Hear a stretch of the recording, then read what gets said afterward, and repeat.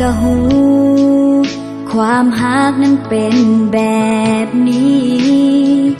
สุขทุกข์ยินดีมีหึงมีห่วงงอนมีทั้งเจ็บมีทั้งเศร้ามีทั้งเหงาห่วงหาอาวรบ่กินบ่นอนเอาคำว่าหักคำนี้คำเดียวเมื่อหูโตเฮานี้ก็สายไปแล้วหูโตอีกทีเฮานี้ตกอยู่ในคุมหลงหักเจ้าสุดหัวใจโอ้เคยหักใครแบบนี้โอ้คนดีอย่าเฮ็ดให้น้องต้องเสียใจ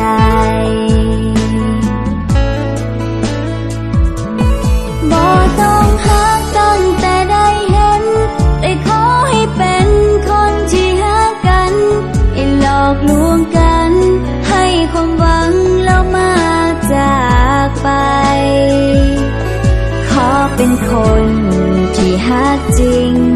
ก็ต้องทิมบ่ทำให้กันจงยึดมั่นคำสัญญาที่เคยให้ไว้จะขอยืนรออยู่บอนนี้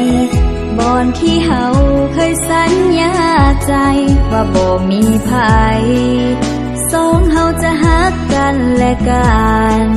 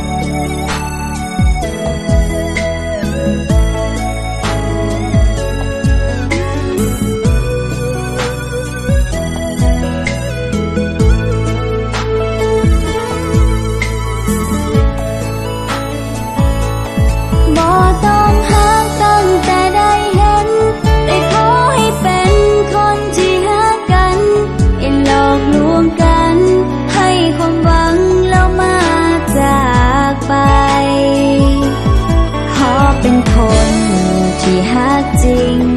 ก็ต้องทิมบ่ทำให้กันจงยึดมั่นคำสัญญาที่เคยให้ไว้จะขอยืนรออยู่บอนนี้บอนที่เฮาเคยสัญญาใจว่าบ่มีภัยสองเฮาจะหักกันและกันว่าบ่เปลี่ยนใจสองเฮาจะหักกันนิรันดร